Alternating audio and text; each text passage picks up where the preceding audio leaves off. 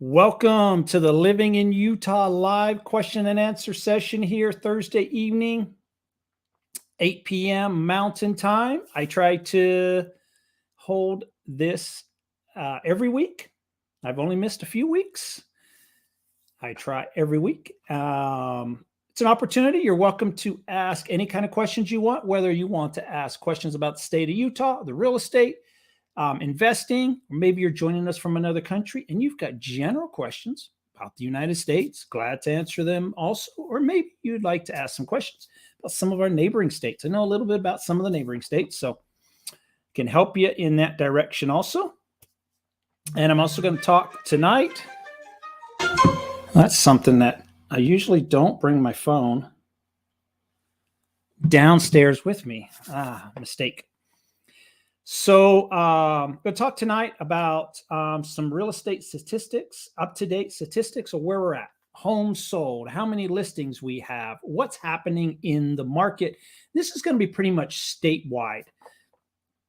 Not going to particularly point out any kind of one area or whatever, what the general picture for the state of Utah is. So that is what I'm going to attempt. And if you have any kind of questions, throw them in the thing. And it's in northern Utah, we received some rain today. Temperatures dropped. We were about 78, 80 degrees. It was nice outside. A little bit of rain, rained on and off. I actually like that kind of weather. It's nice. Last week, we were 100-degree days, 99, 100 degrees. Warm it was. And cool off this week a little bit. I think we are done for the year on our 95 to 100-degree days in northern Utah. So what's happening in the real estate world? Let's take a look at some statistics.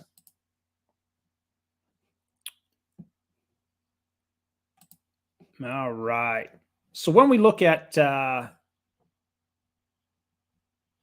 some of the key things that I always look at, I love some of this data that they provide. Let's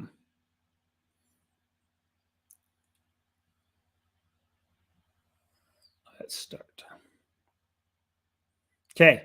So when we talk about active listings, how many homes are available for purchase on a monthly basis throughout the year? So we're talking, this is the whole Utah MLS. And how we've changed over the last dramatic changes over the last 7 to 8 months. When we look back in January, February, March, we were 2,000 homes. And I remember those days. I mentioned it here on Thursday evenings many times. 2,000 homes. Even in April, we were still in the 2,000 range, about 2,800. And we were actually having a little bit of enjoyment with seeing a little bit of an increase. But then we went in May to 4,500. 6,200, 8,600, 9,600, and today we have just under 10,000 homes on the market. We compare that $10,000 number or 10,000 home number to say 1,900. That's about 5 times the inventory that we had just back in January and February. Now, sometimes in this time of the year, it is winter months, so you get not as many listings, but that still was very, very low. And even when we look at sometimes last year, we didn't improve a whole lot, 3,400 and 2,500 homes. But when we compare it for, like a year ago, we only had 4,400 homes on the market. We're at 9,800 now. It's double, 4,100 to 9,600, 3,600 to 8,800. I mean, that's more than double. 3,000 to 6,700. That's definitely double. So there is dramatic increase on the number of homes that the state of Utah has. And it also goes to what is under contract. And when we look at a quick graph here for 2021 compared to 2022, we had a lot more homes under contract during this period, pretty much June, July through September than we do now. We're at a decrease here. We have been in a decrease I guess officially you would say somewhere here about the end of May is where the decrease started compared to last year. So they do break it down, and there's pretty much every county that we have has seen that under contract decrease. One county exception a little bit, it would be Washington County down there by St. George. They actually have a few more homes under contract now than what they did last year. So kind of bucking the trend a little bit from the rest of the state. But this is some key numbers. Once again, the amount under contract, considerable decrease from, but under contract is one thing. The other important number would be what actually sells. I mean, home can go under contract, but then it can go back on the market, or it can get pulled. It could go under contract and then it doesn't work out, and then people sometimes decide, well, I'm just going to take it off the market, and not have it on the listing anymore. So what really matters to me is this actual sold listings. How many actually made it to the closing table and they actually have a new homeowner in that particular home. That's the numbers that I really look at. And when we look earlier this year, we were running very similar numbers as to 2021, 2,800, 2,700, 3,000 to 2,900. Not much of a difference, 3,800 to 39. But once we get to, we had about the same in May. Once we get to June is when things changed. We went from about 4,800 to 4,100, 4,500 down to 3,200. So about a 700 home decrease, a 1,200 home decrease, 1,000 home decrease. And this month we are, this time last, or for the month of September, we sold 4,400 homes, almost 4,500 homes. And as of today, we are at 1,268. That's a low number. We are at September the 15th. So half of the month is gone. If we sell the same amount of homes in the second half of the month, another 1,260 homes, that puts us at 2,500 homes for the month, which is approximately 2,000 homes less than last year. Considerable decrease. And I would imagine that's probably where that number is going to come in. It may come in around 2,700. There's a lot of closings that happen the last week of the month, but I don't think we're going to get nowhere near the 4,400. I don't think we won't even get close to 3,600. We might get 2,700, but we are going to be the amount of sold homes will be decreased. They also take stuff like back to market listings. When it was, say, it was under contract and then went back to active status. So basically somebody who had pulled out of a deal. And this year in 2022, we have quite a few. Last year, it really started tapering off, especially towards the end of the year. And this area right here is when we saw those 3% interest rates, or below 3% interest rates, somewhere around, I don't remember exactly, but probably October, November, December. Pretty much most homes that went under contract made it to the closing table. So that's some of the statistics that I have as to where we are at currently in the market. And it's probably going to be very similar the rest of the year, I would imagine. We've got Federal Reserve meeting, possible interest rate hike. The CPI numbers that came out the other day, yesterday or day before, were disastrous. Stock market crashed like I haven't seen since probably COVID. I do follow the stock market very closely. Was not a great day for myself personally. I usually have made very good money on those days. There's some currency pairs, most of the US dollar currency pairs, when news like that strikes, it crashes, but then it usually comes right back up, and I usually sell and then I buy back in. Well, it crashed and the price wasn't going back up, and I bought to go back in, and it just kept crashing further and further. And even today, it's crashed further and further. We did not have a rebound. So, like we have in the past, not very good news. My gut feeling would be the Federal Reserve will probably raise interest rates. 10-year Treasury did go up yesterday. So, yeah, I hope the hot weather is done for the month. Yeah. How many homes for sale in Layton and midsize? The numbers have increased, dramatically increased. We are, as I was saying by some of those statistics, we are from earlier in the year when we had about 2,000 homes on the market, and we're now about 10,000 homes on the market. We've gone up like 5 times. So very simple math. Yeah, a lot more homes. And I see a lot more homes. I drive in neighborhoods and you see signs. And, 6 months ago, a year ago, 2 years ago, we didn't see that. Not at all. So it's great for real estate agents. I wish we could have lower interest rates. But the crazy things that were going on a year ago, the multiple offers, I felt like I was at a Black Friday sale. I'd show up at a home and I was in line with 20 other agents, and we all had appointments. And one person at a time going through the home. I almost thought I was in line for a Black Friday sale. Can I get this deal? And we're talking about a home. We're talking about a very expensive purchase in your lifetime. We're not talking about a $29.99 item at Best Buy on a Black Friday. We're talking about a home that costs a lot of money, and people are lined up like it's being given away. It was crazy. Statewide, yes, the whole state has seen an increase in inventory.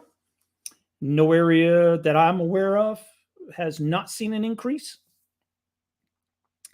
And it's great if you are purchasing a home because there's inventory for you to see and choose and be a little more picky. A year ago, sometimes if there were things you didn't like about the home, people were just taking those homes because there wasn't anything else on the market. Now people can, I could take a particular city like Layton and show someone homes. We could probably find 5 homes, 6 homes, 7, 8 homes to look at. And you actually have a selection to choose and rule out the ones that you don't want. And about a year ago, it was like one would pop up on the market today and it would be sold within 24 hours. And we'd have to wait for the next one to pop up maybe in 2 days' time. And we would go look at that one, and very, very slim pickings. All right. Utah Explorer, almost 10,000 homes available and less than 3,000 selling equals lower prices. You are correct. That's where we may be heading. Currently, we are seeing some price decreases, and that's a hard number, very hard number to put in any kind of statistics. Because in my mind, there's a difference between a price decrease and a home that was overpriced to begin with.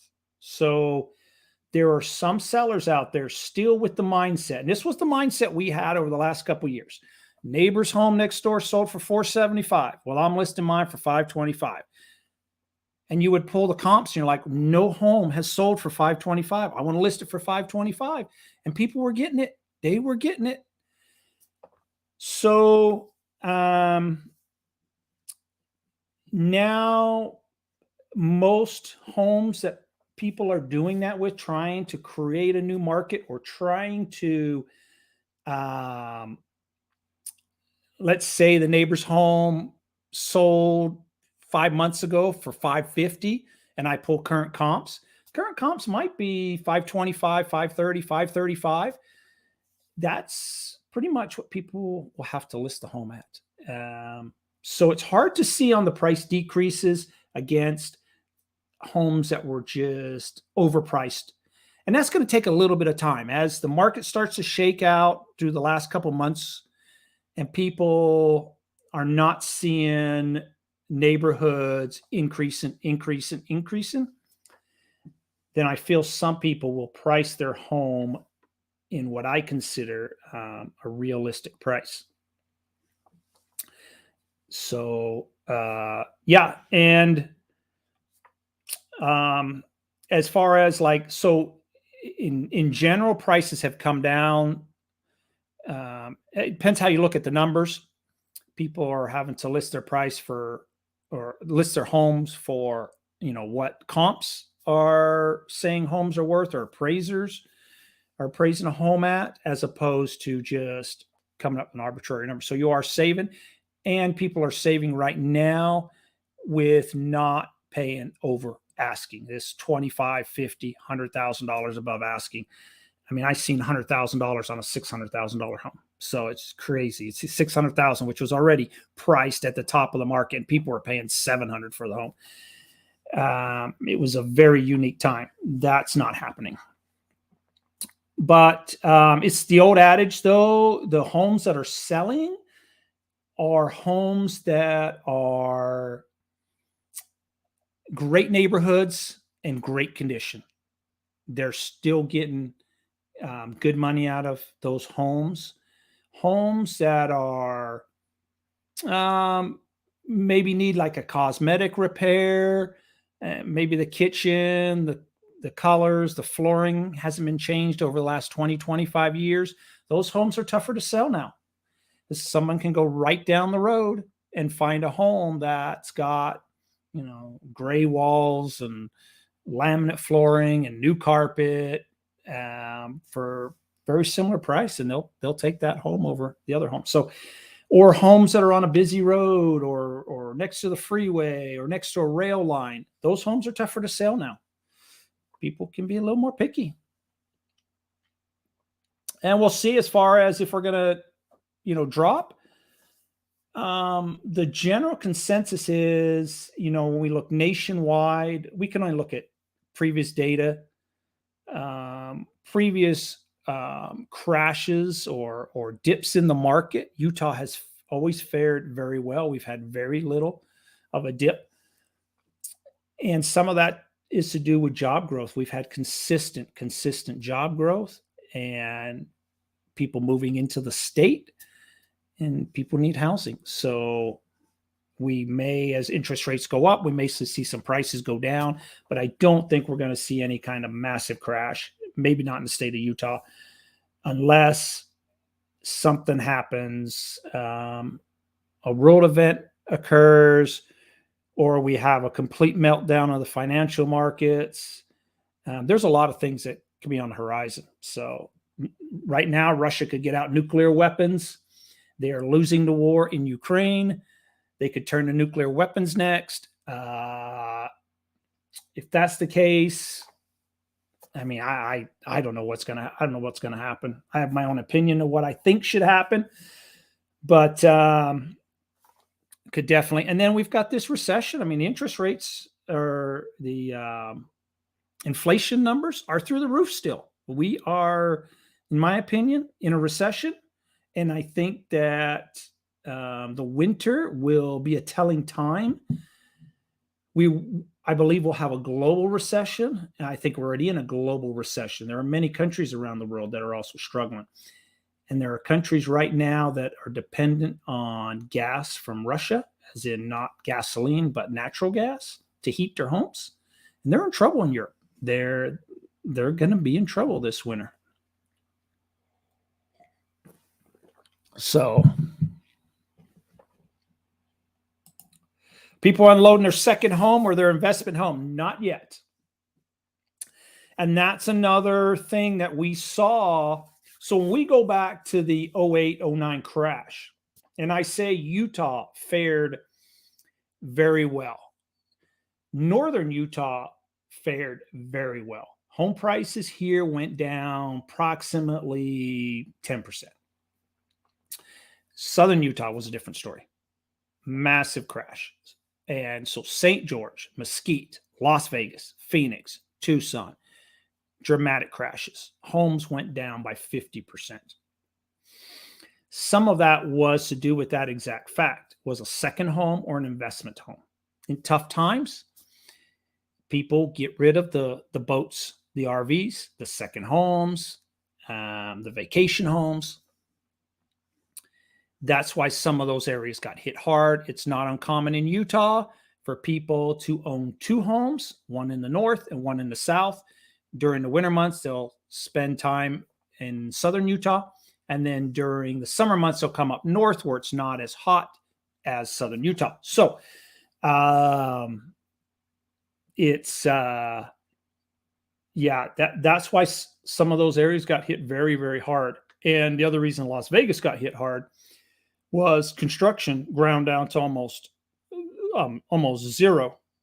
The new builders could not compete with these existing homes with the labor costs and the material costs on a home. And people were leaving Las Vegas. And I bought in Las Vegas rental homes during that time period. And there are people today that when I say that, oh, you were so lucky to get those homes and et cetera, et cetera. But what people don't remember was most of the experts, most of the financial people were like, don't buy a home in Las Vegas, because everybody was moving out of the town. And they're like, oh, no, Las Vegas is done with. Don't buy in Phoenix. Everybody's moving out. And they were seeing mass migration. It was hard to rent a home in Las Vegas. There wasn't demand. Most people were moving out. They lost their job. They lost their home. They're going back to where maybe they were from Chicago or somewhere else, or they had family members that could get them a job, maybe in Chicago or LA or somewhere, and they were leaving the city. It was tough to find someone to rent your home. So it wasn't exactly it was a great situation price-wise to purchase a home down there. And it was difficult because you had big investors. You had people from countries like Japan and China that literally are calling agents going, I'll buy the next 10 homes that come on the market, cash, close in 7 days. And if you're financing a deal, it was tough, very tough. I was in that. Very tough to even get one home. And other big companies that were buying homes, 10, 15 homes at a time, sight unseen, cash deal. And that's who they were selling homes to. So went off tangent a little bit on that. I am predicting the markets to go down the next few months after the midterms. Are we referring to the financial markets? Reason is that Biden is unloading strategic reserves to artificially lower gas prices before the election. Yeah, you're 100% correct. Or I agree with you. He's trying a lot of tricks. The student loan. I would not be surprised come midterms that he has announces something like, we're going to consider giving stimulus money to people just to get votes. So there's a lot going on. I'm getting a great laugh right now out of so there's a few, you've got Arizona, Texas, and Florida that are busing the immigrants to Martha's Vineyard, Washington, D.C., New York City, and in these cities. Oh, we can't handle it.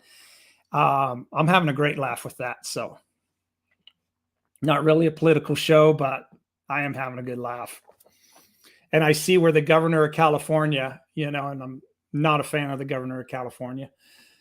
I think I saw some blip where he said today that these governors should be held or charged with kidnapping charges for these immigrants. So I don't know. Seems like developers are still building new communities. That surprises me. Yes and no. It's not a surprise. The builders there's still demand for housing. I mean, it's still, it's not the demand we had a year ago, but there's still demand. We still have record number of people moving here. We still have job creation. There's still housing that needs. So yeah, new construction is still going. It's tougher. it is definitely tougher now. But they're still plugging along. There's still business out there. So, but when it's time to replenish the reserves, the government will have to pay $100 a barrel. Also, the inflation is out of control and getting worse, and government is refusing to acknowledge it. Yep. Isn't that what our government's doing right now with everything? You ignore it and hope that the problem goes away. That's what they're doing with immigration. That's what they're doing with the inflation. They don't talk about the fuel prices, so you hope it just goes away. So, yeah, I don't know. Oh, it'd be interesting. Midterms will be interesting. It's going to be interesting that who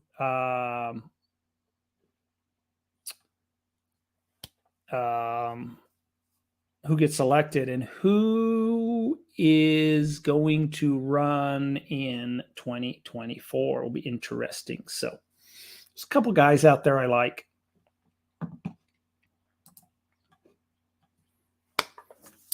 You got to love Governors DeSantis and Abbott. Yes, I totally agree. But I think you get to a point at where,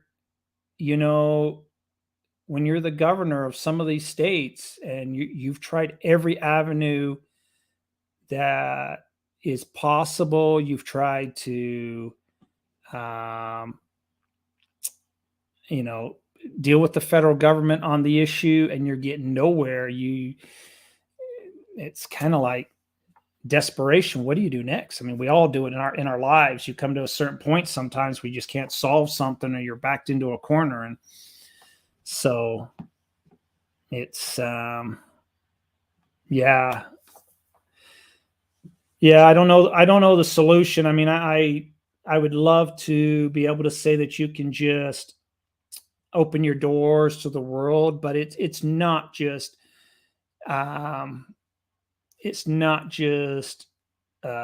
South America and Mexico. It's countries around the world. There are a lot of countries around the world that would love to come to the United States. Just financially, you just can't say yes to everybody. Be nice to. Newsom is signaling he'll run in 2024. Would that be for California, or is that for President of the United States? I honestly don't think if he ran for President of the United States, he would have any kind of chance. So I think every other state apart from California, or most states apart from California, have a different opinion about him. But I could be wrong. I was wrong. I didn't think he'd get reelected. I was totally wrong there. So I'll admit that. And there you have Kamala Harris announced yesterday that the border is secure. Yes. Yeah, the border is secure. I think my favorite line was when President Biden said he didn't have time to go down to the border to see what the situation was like. You don't have time? I mean, you have the world's best airplane, the nicest airplane probably in the world, at your service, to take off just like that. There are crews or maintenance people, there are pilots just ready to take to the sky. Yeah, it takes what, an hour and a half to fly? Yeah, you don't have time. Okay. POTUS. Okay, well, good luck to him. Trump plus DeSantis in 2024. I don't think that's ever going to happen. I don't think either man would want to take the vice president role. And I don't believe that those two individuals like each other. So just my opinion, but it will be interesting. I don't know if Trump will actually run. I think he's, with what's been going on with him lately, I think that there's going to be more and more come out, investigations, and possibly prosecuted. And I just don't think that comes around. And I think some people in the United States might want to see a change in the Republican Party, but by the time 2024 comes. But I do I do like DeSantis. I think he's done a great job in Florida. I also do like the governor of Texas, Abbott. I think he does a phenomenal job down there. And I think he has, out of everybody, he has the toughest job, no doubt, the toughest job trying to manage that state. I'm thinking about selling my home next year, Ogden area. Okay, well, give me a call. So it's can't predict what the market will be, but next year, but we'll see how it goes. We're not just talking real estate, but as a global, and we're a global economy these days, so you can't really just label the United States, but as a global economy, we are in some rocky times.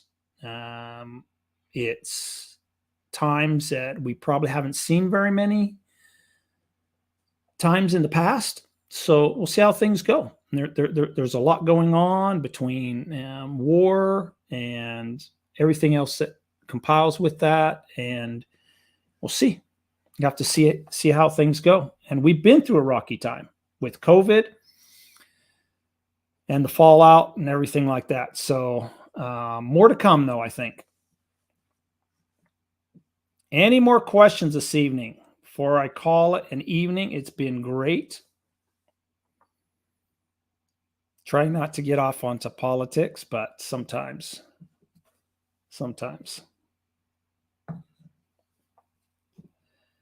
I was actually asked the other day from a friend of mine who was like, well, you should just quit real estate and run for office.